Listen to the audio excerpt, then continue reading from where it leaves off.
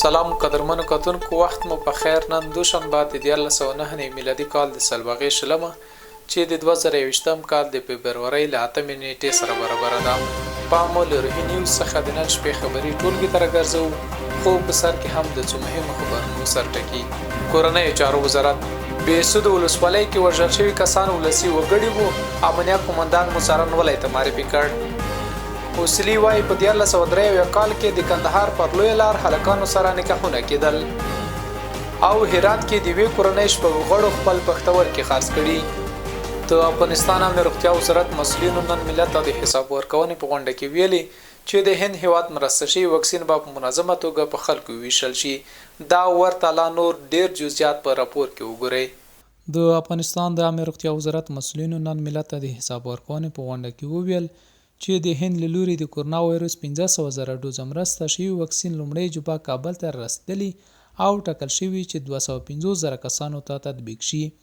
د افغانستان امنیه روغتیا وزارت سرپرست وحید مجروح وایي چې د افغانستان په 12 ولایتونو کې د کرونا وایرس د تشخیص لپاره 40 لابراتوارونه جوړ شوي دي. مجروح وایي چې د کرونا له امله په ټول افغانستان کې 3.3 میلیونه ماشومان د ګوزن له کمپاین څخه پاتې شوي دي. تقریبا زموږ د 2.5 میلیونه ماشومان د لاسرسي نه لرې پاتې شوي او د تیر کمپاین کې حتی دا تر 3.3 میلیونه رسېدلي دي. د اوس دپاره د موجوده تهدیدونو او د کرونا د پاندمي له کبله چې واکسینونه د یو دورې دپاره متوقف سو او موږ ونشو کړای چې واکسین تطبیق کړو او افغانستان بیا هم د پاندمي په منځ کې اولین هیواد و چې ډېر یو باجرأت تصمیم یې ونیوی او اولین کمپاین موږ پس د کرونا نه حتی اول موج ختم شوی نه و شروع کړ.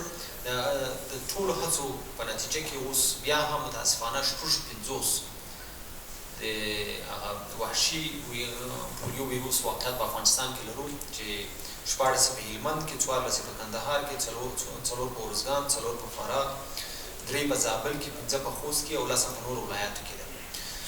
بل ستونزه چې اوس موږ ورسره مواجه یو هغه د پولیو ویروس دویم نوع دی چې د پاکستان نه د کرونا په وخت کې چې یو تعداد زیات مهاجرین افغان ته بیرته راستنېده او د دوی د سکرینینګ امکان د کرونا په وخت کې نه و.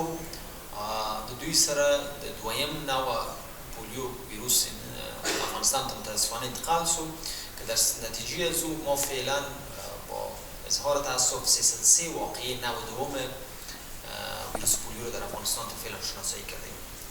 اقدامات بسیار جدی در این قسمت روی دست گرفته شده که من جمله از او ما 3 دور کمپاین محو پولیو را در سطح کشور انجام دادیم. یک کمپاین فرعی را انجام دادیم به سال 99 و 2 کمپاین پاسخدهی به واقعاتی که شناسایی میشد انجام شده. د یاد وزارت د پلان او پالیسۍ معین ډاکټر بشیر نورمل د فساد په اړه وایي چې له مرکزه نیولې تر ولایتونو په هره برخه کې فساد شتون درلود چې په کارونو یې اغېز کړی و. همه ما میفهمیم اگر فساد نمی بود ما 6 اداره تفتیش در وزارت نمی داشتیم و این فسادها پیدا شده که شما از طریق از اونا این معلومات به دست آوردید. در ولایات ما شده فساد، در مرکز شده. این کاملا ما نمیتونیم که بگوییم رد کنیم که ما همه چیز ما خوب بوده و رئیس جمهور ما را گویا تقدیر کرده باشه. نه، چیزی را که جناب مجلس به اشاره کردن که تحفه داد به وزارت صحت عامه و تحفه به خاطر تقدیر نیست که ما بسیار زیاد کار فوق العاده خوبی کرده باشیم. ما مسئولیت خود تا جایی که مسئولیت وجدان ما مکلفیت و مسئولیت وظیفه‌ای ما ایجاب میکرد ما اونا را انجام دادیم. بعض جایها فسادی که صورت گرفته که بیشترش متاسفانه در ولایات صورت گرفته و ارقام شما خودتون به دست دارید. شما از خریداری‌های بسیار به قیمت گزافی، بعضی چیزای بسیار خرد و ریزی که هم شما خبر دارین هم ما خبر داریم و برای ما گزارشات تفتیش رسیده او وجود داره و همون نهادهایی که آمدن و تفتیش میکنن همونطوری که جناب مجلس صاحب گفتن اونا این پرونده را تداوم خود دادن و هر کس به جزایش میرسه. د مسؤلینو په خبره د هند له لوري مرسته شوي واکسین اوس مهال د روغتیا نړیوال سازمان څخه د جواز اخیستونکو واکسینونو په قطار کې دي او تر راتلونکو 10 ورځو به جواز ترلاسه کړي. د عامه روغتیا سرپرست وزیر وحید مجروح وایي له هر څه وړاندې یاد واکسین د عامه روغتیا وزارت 150,000 کارکونکو او له هغه وروسته هغه کسانو ته تطبیقیږي چې عمرونه یې لوړ او په نور وژونکو ناروغیو هم اخته وي.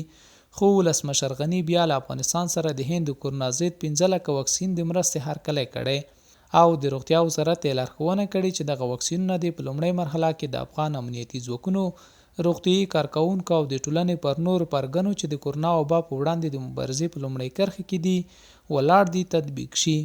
نن ولسي جرګه کې د خوست د خلکو استازي کمال نصیر اصولي له جمهوریت او اوسني حکومت په ملاتړ وینا کړې، خو د یو شمېر وکیلانو غبرګونونه یې راپورته کړي. اصولي ویلي چې اوسنی نظام د 1401 میلادي کال نظام څخه غوره دی. په 1402 کال کې کابل کې خلک وژل کېدل. په 1403 میلادي کال کې د کندهار پر لویه لار هلکانو سره نکاحونه کېدل. د اصولي دغه څرګندونو ته تلار کې یو شمېر وکیلانو غبرګونونه ښودلي او ویلي دي چې د کمال ناصر اصولي دا ډول څرګندونې لوی کندهار ته توهین او سپکاوی دی. له وکیلانو ورې خوا د بلخ پخواني ولی او د جمعیت ګوند اجرایي رئیس عطا محمد نور هم پر خپله فیسبوک پاڼه لیکلي دي چې د اصولي دا ډول څرګندونې تاریخي کندهار ته سپکاوی دی. له بلې خوا د نننۍ خبرو په اړه کمال ناصر اصولي پر خپله فیسبوک پاڼه باندې د کندهار له خلکو بخښنه غوښتي او ویلي دي چې که په یادو څرګندونو د کندهار لوی ولس خفه شوی وي معذرت غواړم. د کورنۍ چارو وزارت د میدان وردګو بهسود ولسوالۍ د وروستۍ پیښې په اړه په یوې خبرپاڼه کې ویلي دي چې یاده پیښه کې وژل شوي او ټاپیان شوي ولسي وګړي دي. د وزارت په خبرپاڼه کې ویل شوي دي په بهسود ولسوالۍ کې د 1409 میلادي کال د سلبغې په 10مه د جمعې پر ورځ د ترسره شوي لاریونونو ګډونوال غیر مسلح کسان وو. کله چې لاریونونه په تاوتریخوالي واوښتل نو له امله 11 تنه ملکیان شهیدان شوي او 11 تنه نور ژوبل شوي دي. کورنۍ چارو وزارت د همدې قضیې په تړاو د میدان وردګو د امنیه قومندان دنده ځنډولې او قضیه یې څارنوالۍ ته لیږلې. د ولسمشر لومړی مرستیال امرالله صالح د سهار 9:30 بجو نننۍ ناسته کې ویلي دي چې د کابل ولایت په دروازو کې د هغه سپیانو شمیر چې مواد پیژني زیاتوي. د ولسمشر لومړي مرستیال لیکل لیکل شوی چې دغه سپیان نشئی او نور چاودیدونکي مواد ژر پیژني او دا وړتیا هم لري چې هغه کسان وپیژني چې نشئی مواد کاروي. د سهار د 9:30 بجو ناستې په دغه راپور کې ویل شوی دی چې بګرامۍ ولسوالۍ کې د موټرونو غلا پیښې ډېرې شوي دي او د کابل ښار کې په 13 ساعتونو کې یوازې د موټرونو د غلا یوه پیښه ثبت شوې ده. هرات کې د یوې کورنۍ شپږ غړو خپل پښتورګي خرڅ کړي. د هرات ولایت په انجیل ولسوالۍ کې د یوې کورنۍ شپږ غړو د غریبۍ او بیکارۍ له امله خپل پښتورګي خرڅ کړي دي. دغه ورونه وایي چې د پورونو او بېوسۍ له امله اړ شول چې خپله ګردې یا پښتورګي خرڅ کړي. د غلام نبی په نوم د یادې کورنۍ وغړي رسنۍ ته ویلي دي چې ایران ته په قاچاق تللی او د قاچاق کوونکو پور یې نه و پرې کړی. بله چاره نه وه پرته له دې چې د خپل بدن غړي خرڅ کړي. د هرات ولایت د انجیل ولسوالۍ اوسیدونکي وایي چې دغه ولسوالۍ ته له بادغیس ولایت راغلي کورنۍ د غربت له امله د ماشومان او ښځو په ګډون خپل پښتورګي خرڅوي. د دغه ولسوالۍ اوسیدونکي وایي چې په نږدې څو کلونو کې 100 کسانو خپل پښتورګي خرڅ کړي دي. د افغانستان صنعت او سوداګرۍ وزارت وایي چې د شی فیصل د وریجو د پروسس او بسته‌بندۍ فابریکه چې په 1408 لمریز کال کې په کندوز ولایت کې د $1 میلیون په لومړنۍ پانګونې سره خپل فعالیت پیل کړی و، اوس یې خپله پانګونه $15 میلیون ته لوړه کړې ده. د کندوز ولایت د هیواد په شمال ختیځ کې یو له هغه ولایتونو څخه دی چې د وریجو د بېلابېلو ډولونو کښت پکې ځانګړی شهرت لري. د یاد وزارت ویان فواد احمدي وایي چې دا فابریکه په یوه ورځ کې د 140 ټنه وریجو پروسس او بسته کولو توان لري او د کندوز ولایت 220 تنو اوسیدونکو ته د کار زمینه برابره کړې ده. احمدي زیاتوي د شی فیصل د وریجو فابریکه خپل محصولات د کندوز ولایت سربېره ګاونډي ولایتونو کې پلوري او د ګاونډي هیواد تاجکستان ته هم صادروي. دا ولې روهي نیوز څخه د نن شپې خبري ټولګه. تر بیا د اعلی پامان ښه